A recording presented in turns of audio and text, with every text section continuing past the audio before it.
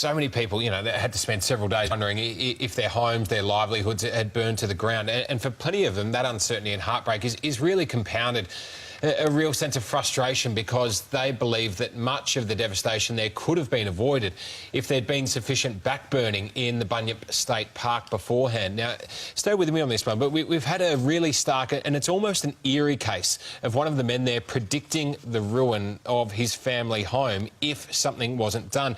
Now, look, you may remember winery owner Andrew Clarke. I spoke to him on the show yesterday. He watched his house literally explode in flames on TV coverage over the weekend. The shot you saw right here. That's his place. Here's a reminder. It's my life's work, and we've lost our cellar door, which we built over many years. My wife's got a gallery there. We did weddings. The accommodation that we had for guests was on the front of the Herald Sun today, burning. We've had a lot of issues trying to get them to burn off out the back of our property, the Parks Victoria, because I've been following, after they had the Royal Commission, one of the biggest recommendations was to do a lot of burning off, and they just basically sit on their hands. They haven't done any, really. Now, strangely enough, that is not the first time I've actually interviewed Andrew before. Chatting to him after the show, he and I realised 11 years ago I met him at his place after bushfires had then ripped through the forest again surrounding his property. And even back at that stage, 2008, his message was exactly the same. If more backburning and clearing wasn't done, his home would be destroyed.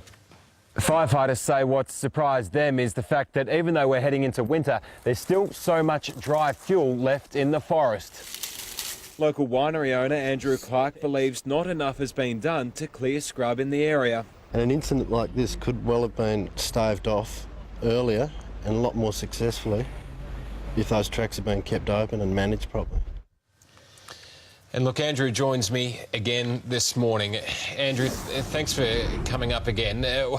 What's it like? You've seen yourself there 11 years ago, saying the exact same thing as you told me yesterday, knowing that inaction would cost your home and your livelihood, and that's what's happened. Yeah, sadly it's come to fruition. I don't really know what to say. We're so devastated, and I've tried to get the message through to Parks Victoria for years and years and years, and nothing's been done.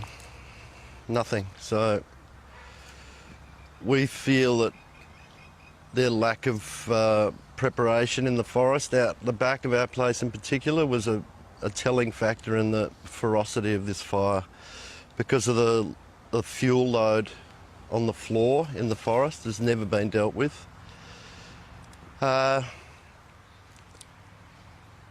It's just nothing's happened, and we've always been worried about it, and I've always been ringing them and asking them to do it, and nothing happens. So we've lost everything, and I honestly believe if they had done a lot more work as the Royal Commission recommended, this wouldn't have been as disastrous for all of us who have lost our places. So do you feel like that? Get off your ass, Daniel Andrews, and do something in the future. That's the thing. I mean, you think they're responsible here. They could have stepped in. We had a Royal Commission after Black Saturday that deemed more backburning had to be done, but you're told it couldn't be done next to your place because of a bird species nest that was there. I mean, those nests are presumably gone now, along with, you know, people's houses. What happened? They were preparing to do one finally, which we couldn't believe.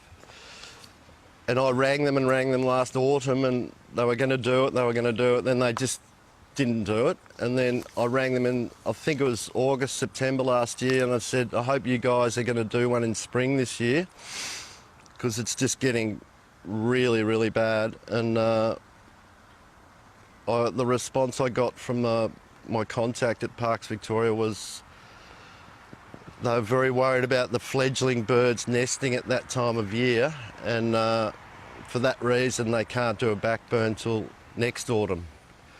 And unfortunately for us, the fire turned up before they I doubt whether they would have done it anyway. It's just crap. They just don't do anything. Well, Andrew, you're clearly We've been left.